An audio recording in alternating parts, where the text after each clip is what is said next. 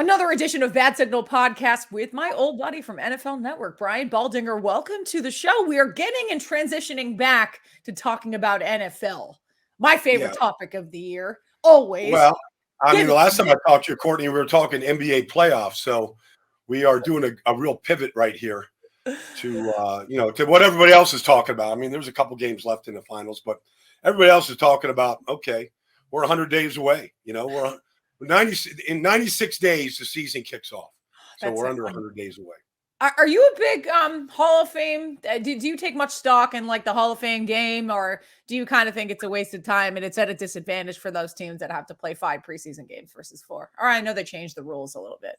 Yeah, I was just looking. The Raiders are playing the Hall of Fame game this year. Yeah, Raiders in Jacksonville. I think that's what it is. But anyways, they got an extra preseason game. Teams, nobody wants to play these games, so you got to get through it. It's a good chance to kind of, look at some of your younger guys that might have a chance of sticking at the bottom of the roster. So you get those guys a chance.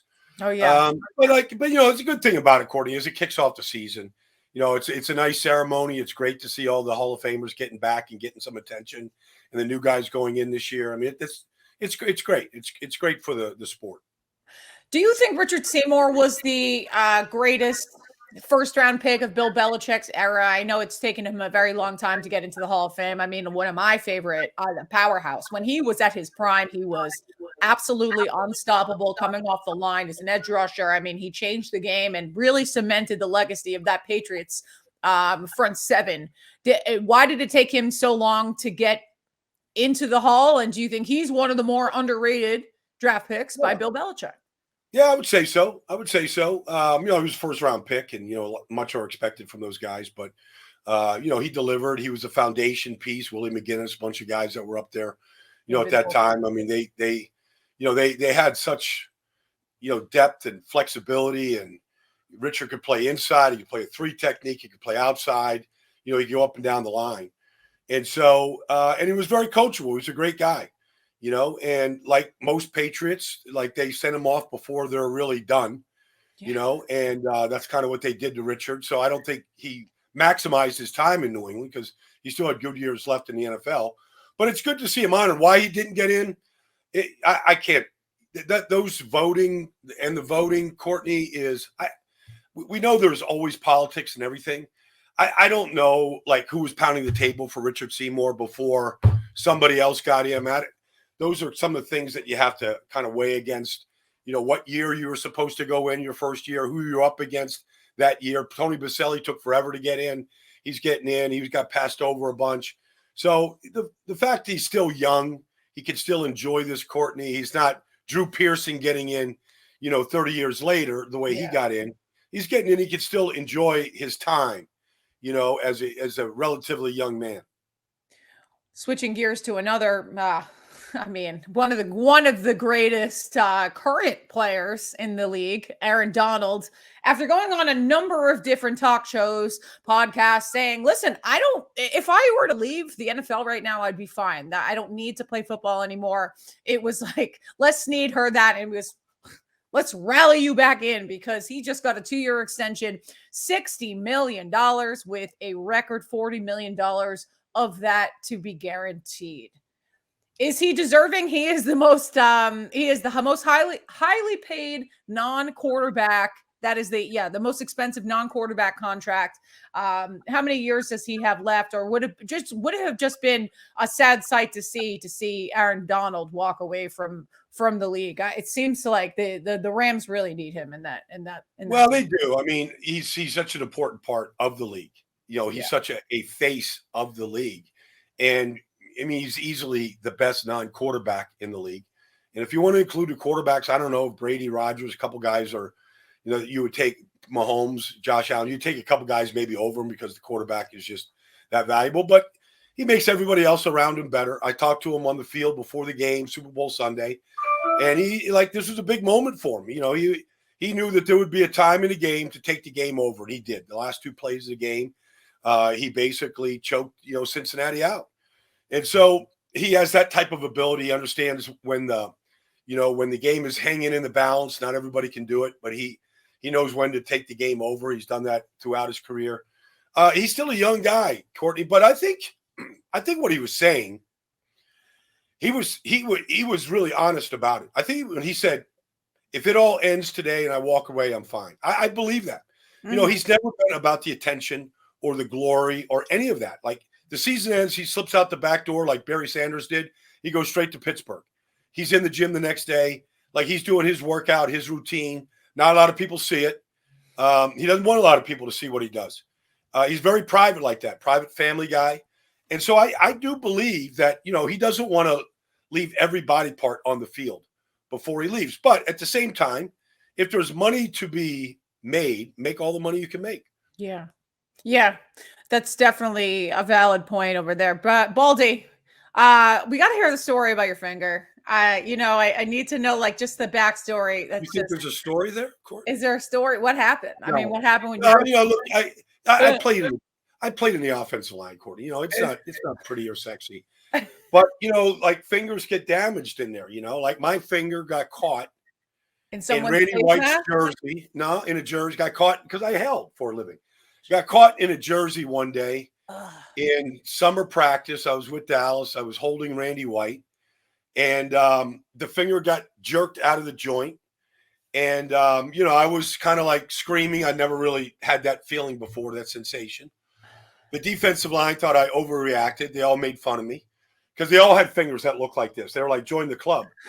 So, it was relatively early in my career, maybe my second year. And so I basically just taped these last two fingers together for the rest of my career. If you ever see any pictures of me, those two fingers are always taped. And little did I know that, when you make a living after football in the media business, that it can come in handy. People want to see it. They want to take a picture of it. There's websites for Baldy's pinky. So I'm a proud owner of that pinky right now. There's a website. Are people selling T-shirts with you in your hands?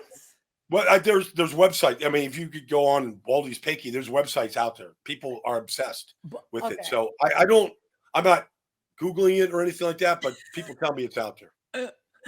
Oh God, Brian Baldinger, one of my favorite people. Yeah, we were talking about the NBA Finals. He was at Game 7. We caught up on that game. And Pat Riley just had his end of the year press conference, one of my favorite times of the year, and he says the dragon still has not left the body. I am still grieving. Yeah, you relate to that? Well, what? It's like what I texted. Like sudden death is sudden death, man. And you could play 7 games. And you go, okay, like it's coming down to the 7th game, but it just rips your soul out, it just leaves you hollow. There's more basketball to be played and you're not playing, and they were so close, there was a 3-point shot there in the last minute. Great player took the shot, didn't make it. Who knows? But, you credit the player for wanting to take that shot, talking about Jimmy Butler, but and a chance to win it. And that's all you can ask in that type of situation with the injuries they went through in the long season that it is. And look, the Celtics are showing pretty well here, in so far in the finals. But for Pat Riley, it's just about rings. It's about championships. Nothing else really. Those type of people, they're driven. They're obsessed. I remember when I first started, kind of retiring and trying to get in the media. I used to get press passes to New York to the Knicks games, and I would interview Knicks players, Patrick Ewing, whoever. And Pat Riley was the coach, some of those teams. And they were like just the most physical. It was just a different level of basketball back then. Pat Riley took his game up there to New York, and it was great being around him. It was great being in the Garden with them, just like it was in LA, just like it is now in Miami. Like there's a presence above everybody else inside that building. And when you see his picture and you look at him, you know what that guy is about. Yeah. Are you a Philadelphia 76ers fan? Like where do you base your allegiance? I know, I mean, look, I know NFL Films, they pull you up there a lot. You reside down here in South Florida, which is good for me, so I can come over and do a little Baldy's breakdown during the season. Since apparently some of the girls at NFL Network don't know much about football, we gotta relearn. We gotta relearn a lot of the. There'll be some learning going on next week, Courtney. We'll see. That's exactly it. Are you based your allegiance? I go back and forth, Courtney. I'm right here in Marlton, New Jersey. I'm literally 10 minutes away from NFL Films. Okay. So I live at NFL Films during the season. I know every custodian that, vacuums at night, that polishes the chrome and all the awards that they've won. I mean, I know everybody by name. I live in that place. It's my, it's my little comfort zone. But I get down to Fort Lauderdale a lot, this time of the year. I'm leaving to go down tomorrow. So, I get back and forth a little bit because that's my lifestyle. But I know what I need to do during the season. It's a 90-hour work week, and it's easy to do. I mean, it's just easy. How often do you go into the NFL Films? I mean, that room, it's remarkable. For anyone that's never taken a tour in Mount Laurel, New Jersey, it is a remarkable facility. Steve Sabol's office is left as if he was there yesterday. I mean, that great man passed away many years ago. And the most remarkable thing to me, as I was scurrying through his notebook cards, and I know that a lot of people are, they don't know about this, but Steve Sabol would keep boxes of note cards on every single player. And his stack on Bill Belchick was this thick, I mean, inches. And he had he wrote these anecdotes. And how often do you get in there to maybe like look at some of the stuff where you just kind of admire from afar? Can you just speak to the greatness of well, I mean, his office on the second floor and that tucked away in the corner. And I'll just briefly, Courtney, I'll just go back. Like when I retired, I knew what I wanted to do. Wasn't exactly sure how to get there, but I knew what I wanted to do. And I knew in order to be an analyst, I knew I had to study the game tape. And so I saw Steve Sabol in a gym one Sunday morning before an Eagle game. I was doing the pregame show. And he was working out in there, and I went up to him, and I just said what I wanted to do. And he said, yeah, just my secretary is Kathy Davis. Come on over, Baldy. Like, we'll get tapes made. We'll set you up. Help yourself. So Steve Sabol has this he had a presence. It's still there. But when he would walk into a room, the room was his because you never really knew what he was thinking about. But it was something to do with football or making movies or art or something. Like there was something driving him that day. And so, and that's everywhere. It's a museum in that place. But that index card file that you're talking about, I taped a bunch of these shows that I started called Film Sessions.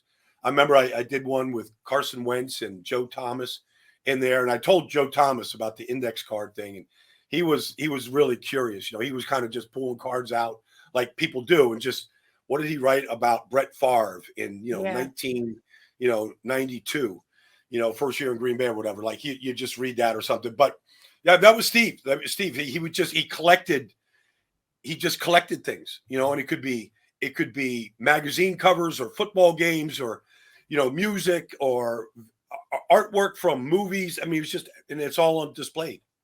He was a fascinating man. Well, aren't you lucky that you get to walk through those halls? I feel that way every day, Courtney. I do. Yeah. I feel that way every day I walk through those halls. Yeah. Oh, that's what's having a great job is about. It's about a sense of pride that you walk in the building. You say, first of all, I belong here. And second of all, I am in awe every single day. I step back and I look at my surroundings and I say, I am so lucky to be here. And I earn and I approach every day, to get better. Even if, you're the stature that you're at right now, as an analyst and a player. How do you continue to learn? And I love asking people this. I was asking Stephen A. How do you continue to learn and get better in terms of film studies or is it just a matter of hours, putting hours on laying bricks on top of hours and studying? I'll give you an example. I was at this. A buddy of mine's a special teams coach for the Baltimore Ravens, Randy Brown. He's also the mayor of my town here in Marlton, New Jersey, and his son is the assistant special teams coach for the Philadelphia Eagles, Tyler Brown. So their daughter is singing at this function the other night. And Randy asked me if I'd come and support her, so I did. So anyways, I'm talking to Tyler Brown. He's the assistant special teams coach for the Eagles. Mm-hmm. And they have a great kicker, great young kicker. So he didn't miss one extra point last year, 44 for 44. And he missed a total of 3 field goals the whole season, 30 for 33. So I was asking him about the operation, snapper to hold to kick. And he was telling me about what they do and one thing that's different about their holder in Philadelphia. So I couldn't wait till Saturday morning to go over there and watch the operation just to see what he was talking about. He called it a ghost hand, like the holder puts the ball down and the kicker kicks it, but the hand doesn't move and they don't foul the ball for 2 counts. So that the hand never is guilty of moving the ball. So it's always laces pointing right to the goalpost. Okay, so it's just a detail. Yeah. But to your point, that's the level of detail. You say, how do you learn? Well, I just learned something about holding a football on an extra point that they do, and one of the reasons why their operation is so flawless. And so those kind of things, I remember one day I made a mistake. I didn't think it was a mistake. I asked Bill Belchick in the first press conference of the season about the evolution of the flex tight end. There wasn't one other question asked in that press conference. Oh, I know because all about that. 40 minutes. 40 minutes going back to all the great, from John Mackey on. So then I started thinking about some of the things that he said. So I went back and I started watching some of these players and some of the things he was talking about. And so you never know when you're going to learn something new. You just have, you got to be open. And the great thing about walking into the hallways of NFL Films is I feel like every time I teach something or I learn something, it's my way of giving back and respecting the game. There always has to be, the game has to be bigger than anything. You can have all the things that happen around the game, some good, some bad, whatever.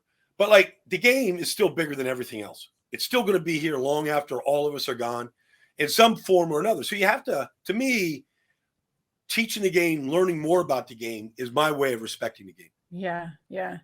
Bill Belchick is such a fascinating individual. You could sit back. I think he won an Emmy for all of his work on the NFL 100 seasons and sitting there and the interviews. And you say that he went on for 45 minutes. So that's his way of just wasting the media's time because he just doesn't want to answer any other questions. You did him a favor. He must have loved you. He should have written you a thank you note, send you an edible arrangement. I knew about Bill Belchick from my mom, Courtney, because my dad played at the Naval Academy. Awesome. And when he got done playing, he coached at the Naval Academy. He coached the plebe team. And his assistant coach with him was Bill Belchick, Steve Belchick, his dad. So my mom remembers little Billy, running around the field with his dad at practice when he was 4 or 5 years old. That's really cute. And my dad's weakness was he could not sit there and watch film. He just couldn't. He'd fall asleep. He could do a lot of other things, my dad, but he couldn't do what Steve Belchick did and what Bill would do. Bill was in that film room when he was 4 years old. And so when you think about what he has become, you just have to go back to his roots of Annapolis, Maryland. And why he's always had players from the academies on his team. He's long snapper now from the United States. Yeah. He's always respected the academies and the players and what they do and the responsibilities and the commitments and all that. And he's always, tried to employ some of his players there from there. Bill this year is approaching a rather difficult challenge, as everyone in New England says, he's in the hot seat. And, if he's got to improve and Mac Jones is coming in, great kid, by the way. I'm a big fan of Mac. And I think it's less on Mac's progression as a quarterback and his ability to improve and decision-making and all of that stuff that comes with the intellectual aspect of the football player and learning. But more so the people are concerned about losing Josh McDaniels, losing your primary play caller and how he has evolved Mac Jones just in his rookie year. But it's also this concern about bringing in Joe Judge and having Joe Judge call some of the offensive plays. They don't want Matt Patricia to come and call the defensive plays. How do you see some of that directional coaching going down, I guess, in terms of, who's you kind of get the sense of what I'm saying. How can you speak to that? Because a lot of people are, including myself, are rather a little bit concerned. Well, they've always taken the opposite approach of almost every team in the league, Courtney. If you looked at the Miami Dolphins coaching staff right now, I think it's 26 guys, in some capacity or another. Bill's still probably between 8 and 10 coaches. They've got the smallest staff in the league. So, none of these coaches really have gone on and had great success. I mean, go through the list of all of them, you know, Charlie. I mean, you go through all of them. I mean, we'll see what Josh Romeo does. Cornell, who just retired. Just go through the list of them. So there was something about maybe what Bill does and how he does it, you know, and how his input to what they're going to do. Like I was on the Raider podcast today, and they're saying, well, what should we expect from Josh McDaniels this year? I said, well, you know, one thing about Bill Belchick, I don't care what year it was, Courtney. If they lost a bad game or went through a bad stretch, I guarantee you they would line up in I formation the next week, the first play, and run the ball right down your throat. Mm-hmm. Like it was always their reset button. And so, like, there's just certain things that they have done. Now, the mistake that a lot of these coaches have made, Josh McDaniels did it his first time in Denver, is they try to take Tom Brady's playbook and give it to somebody. Like nobody can do that. Yeah.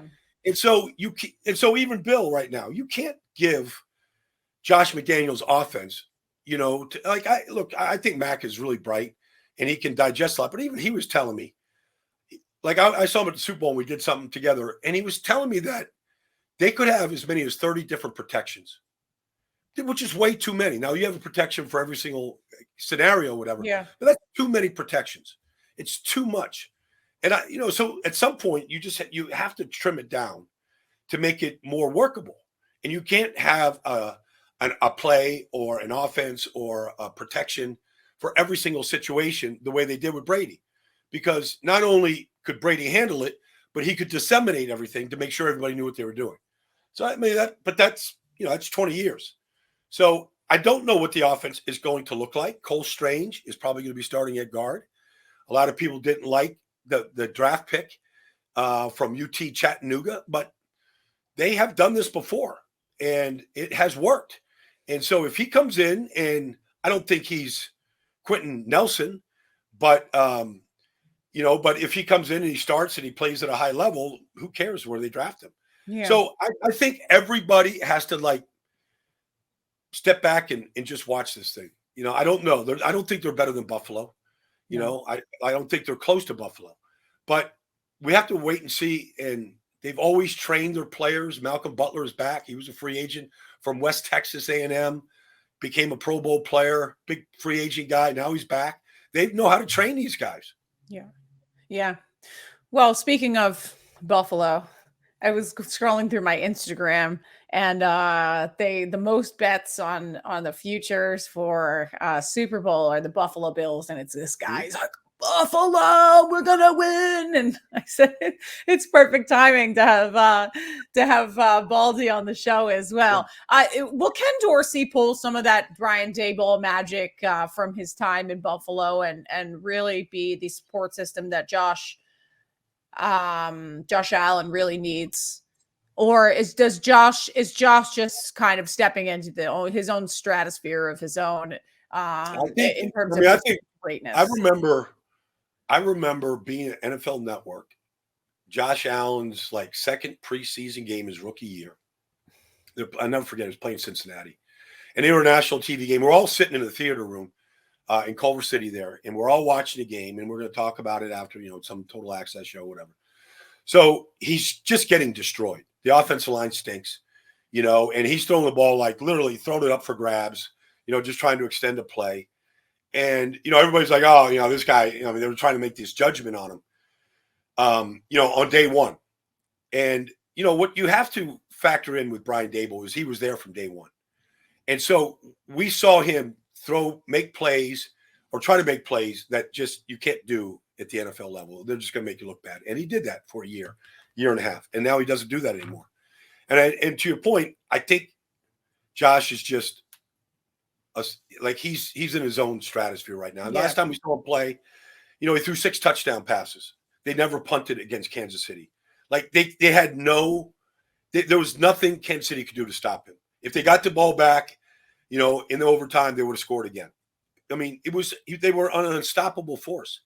And that's kind of where they're at right now.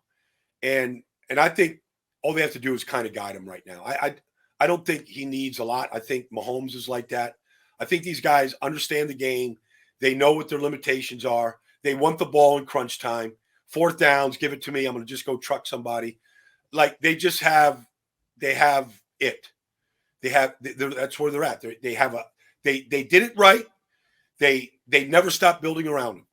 They drafted him and they never stopped surrounding him. With Stephon Diggs, whoever it was, they just kept building. And now they are a complete team. It's crazy because one of my friends who was a Patriots scout, and now he's with the Tennessee Titans organization, he had told me, texted me, he's like, hey, I'm up in Wyoming right now, right? That's where he went, Wyoming. He's like, I'm scouting the future number 1 overall pick. And this was 2 years before he went into the draft, and he's talking about Josh Allen. So I have Josh Allen in my top 3 of MVP. I think that's actually going to happen. I always say it, but it hasn't really happened necessarily with the numbers to put up behind it. But I really, truly think that they could steamroll. How disheartening is it, speaking of Josh Allen and that game that you talked about with the Kansas City Chiefs?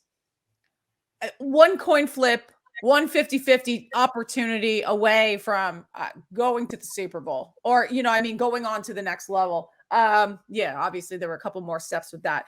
How disheartening is it as a football player to be kind of the case study in the offseason where the NFL changes the rules about playoff overtime rules? Like that's gotta sting harder than anything. You want to talk about the dragon not leaving the body? I think the dragon will stay in the body for Josh Allen and that Buffalo Bills team because they were absolutely robbed. Well, there's a lot of sting there. And it didn't surprise me that they, reversed the rule. That's what the NFL has always done. You get a controversial call in a big moment with everybody watching, they're not going to let it happen again. But that being said, they had to stop Kansas City. They had 13 seconds to stop Kansas City from tying the game. Yeah. And they couldn't do it. So there is something about that in that moment that Mahomes ripped their heart right out of their throat.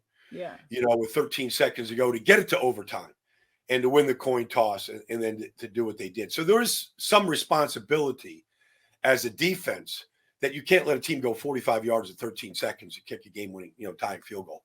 Like you just can't let that happen.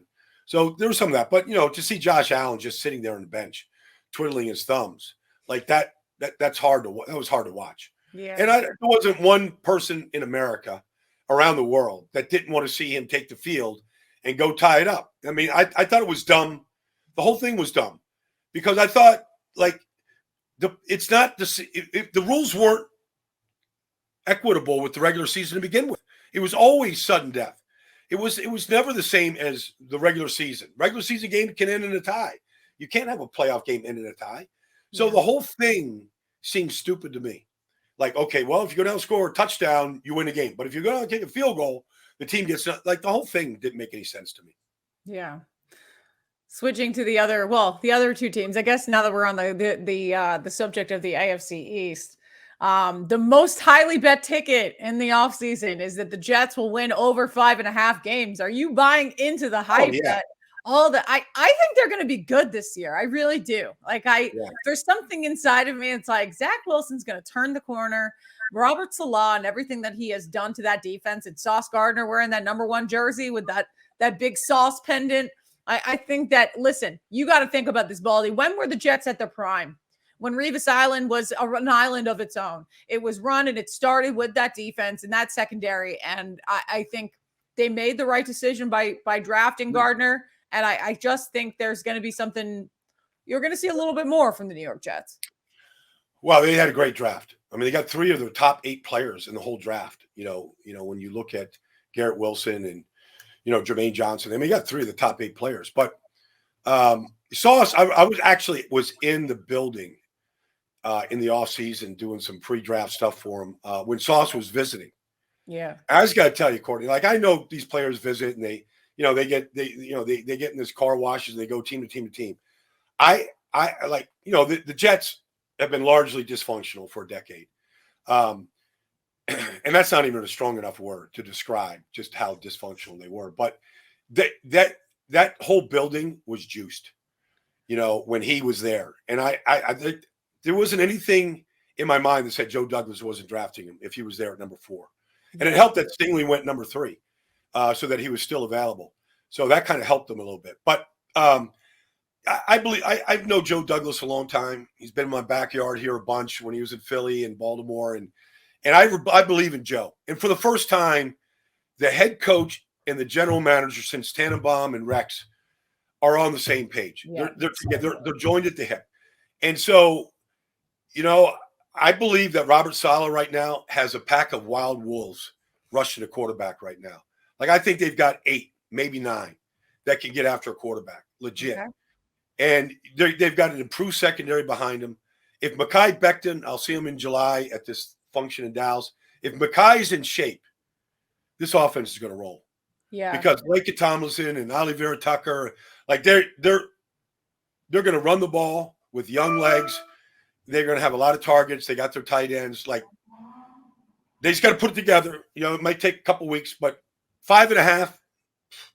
If I was a betting man in this sport, if Roger would let me bet, yeah, I'd take a big chunk and put it on the bet. I might have to do it for you. Weren't there rumors that they were looking to trade Mekhi Becton in the offseason, or was that pending on whether or not the kid was in shape? Because I mean, he's a mauler.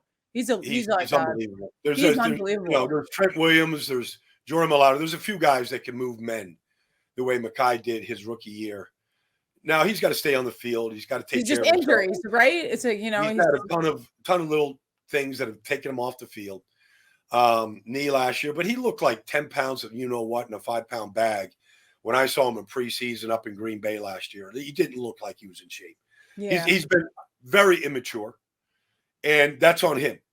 But that's might be who he is. But we got to find out. But his talent is it's off the chart good. Like if he is 345, 350, and he comes and he plays, the offensive line is going to be good to great. And the Bruce brothers with Oliver Tucker and Mekhi Becton on the left side is going to get a lot of Baldy breakdown mention.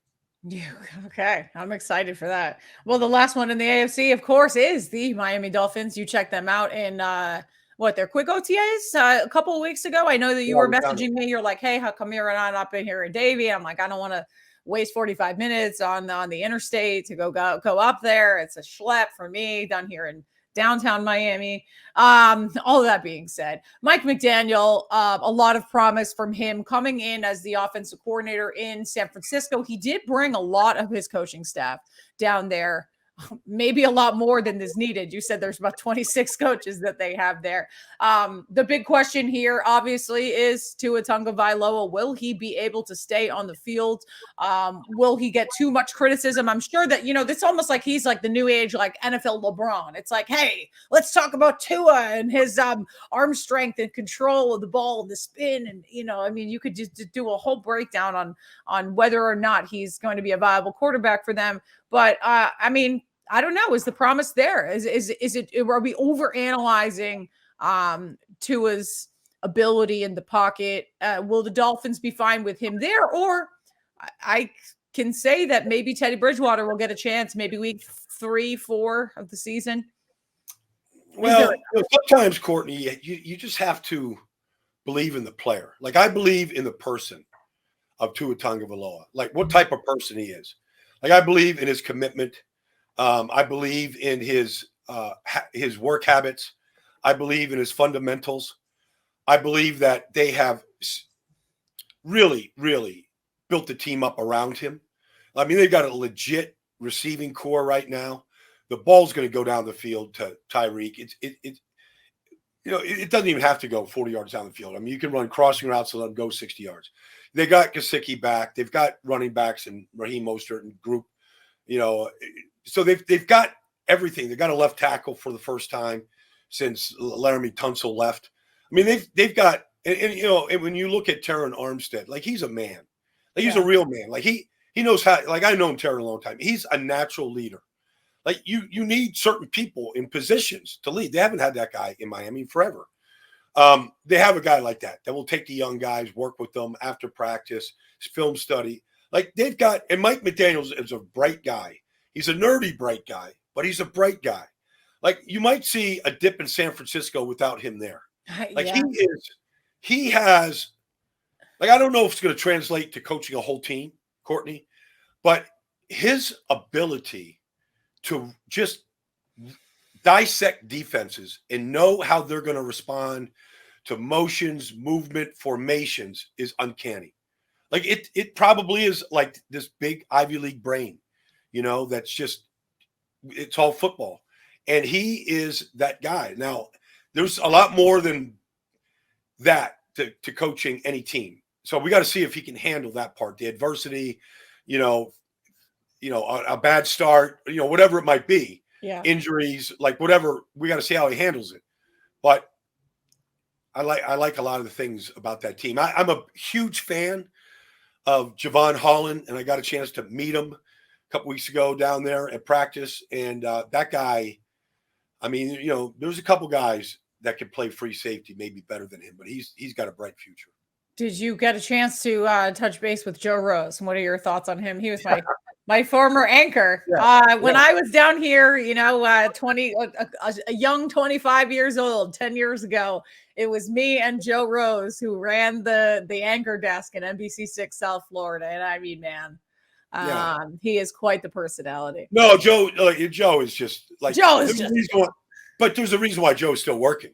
Yeah, he still shows up. He still works his ass off. He knows what he's talking about. Joe's great. I mean, if they call me at his station to come on and talk football with Joe, like I'll do everything I can to make that possible. But Joe's been an ally. He's been a good friend. I think we're like 10 fishing trips behind of going fishing with them right now. So we got to get out on the boat one day. All right, you got to get your ass down here to go on a fishing trip with Joe before he makes his trips. I mean, man, it was so unbelievable because he would be traveling obviously with the team on the road, and then he would do sports final with us, and it would be and then he'd get on the team plane and he would arrive at South Florida at 3:30 in the morning, and then he would go straight to his job at the radio station, 6 a.m. to 10. He didn't sleep. It was, I mean, and got to think, look, he's got a 30-year career in South Florida. Nobody else has that. No, like he's definitely. Unique. Yeah. Definitely not. Well, my last question, I mean, it was kind of, you touched on that, was San Francisco's potential possible decline of leaving, of having Mike McDaniel leave that organization. I took a lot of also pieces with him. But just in terms of Trey Lance and Trey Lance's progression, are we kind of overhyping Trey Lance slightly? I know that Jimmy Garoppolo, although he did have shoulder surgery on that, still sort of has a handle hold. I mean, I've always learned from the school of Bill Belchick that you go into the season and you earn that starting role. There's nothing that is given to you. It's nothing that you have to prove it. You have to keep it as a mainstay. But it just kind of your thoughts on the future of the 49ers franchise and what that quarterback situation is going to look like maybe in mid-August or early September. Well, I've always said that it's a lot harder to replace great coaches than it is great players. And they have, they have been plucking coaches from Kyle Shanahan's staff now for the last 3 years. Robert Saleh, musical Mike McDaniel. I mean, all these guys are coming off his tree. I think they're in good shape, from a coaching standpoint. But I think the loss of Mike McDaniel is going to – I think that's going to be felt. But, I think defensively they're going to be really good.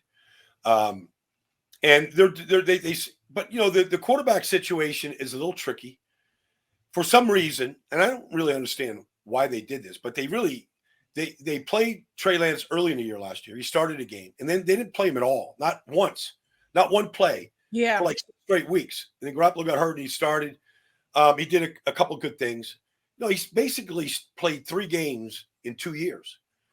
And so, he just hasn't played a lot of football. And so you can sit in the sidelines. Like, he's got I don't know if you just say, okay, here you go, Trey, preseason, OTAs, whatever, like, let's go. Like, part of me says you got to do it. You got to play him, regardless of the leadership, what they feel about Jimmy, which is considerable, because the clock is ticking on his 5-year window, and you got to win these. You got to win these Super Bowls. You got to try to win these Super Bowls. You got to win in crunch time. I mean, like, you got to. It's almost like it's inevitable that he's going to have a brain fart in the last 30 seconds of a game. That he makes that one crucial mistake within 2 minutes, in the last seconds of the game. That's going to undo him. I mean, yeah. Well, but you even like Trey, you got 5 years to try to win a Super Bowl with on a rookie contract. When you start getting the second contract or the third contract with Russell Wilson and all these guys, like it becomes a lot more difficult to build a team. And so they can afford Nick Bosa and Trent Williams and some great players right now because Trent's on a rookie contract.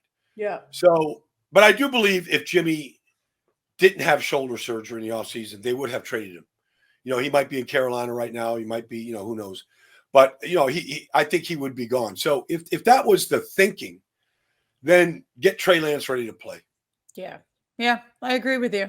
I won't go any further with that because I mean, then I'm going to start thinking about all the other teams. And this is the perfect primer for the offseason.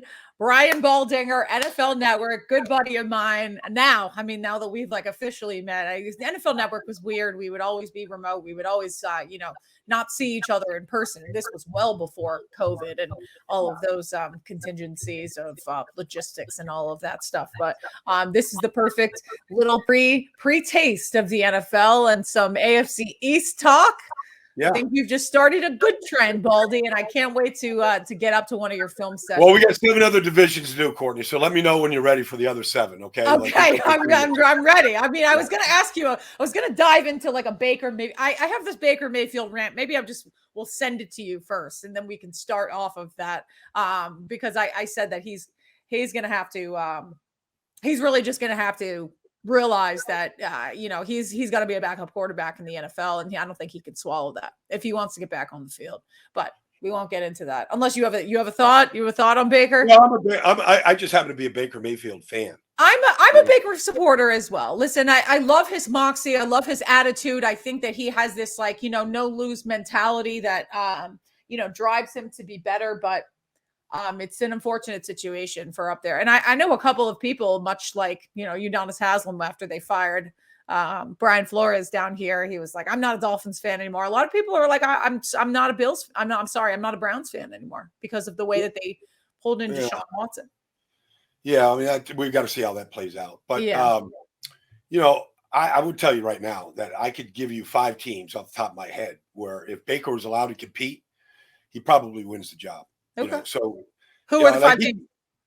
Well, one of them might be pretty close to where you're at right now. I think he would win the job in Seattle.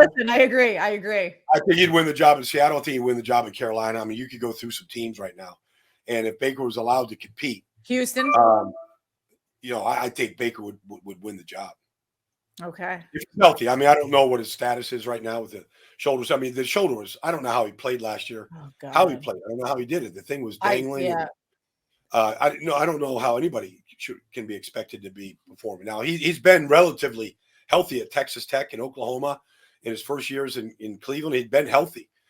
As much as he got hit or chased around the pocket, I don't know, like that guy, he can throw a deep ball. Like I think he has a lot going for him. And so he just has to, he might be a Ryan Tannehill, Courtney, where he's got to go someplace and wait for his opportunity, win a job. But, that guy is a football fanatic. Like he'll go compete. Okay. All right. Awesome. So what are you going to go back to your yard work? I see that you have you got the full bandana situation going on here. You got the Polynesian football. It almost looked like a crab. I thought it was going to be like one of those Annapolis, Maryland crab bowl. Yeah. T-shirts. That's what it looks like in this camera. Well, the Polynesian Bowl is going to be on the NFL Network this year, so we're all excited about that. Oh, exciting. We got a landing place. Okay. All these, I'm very close to the Polynesian culture, so I'm pulling for these players who are just so unique. Can you do the haka?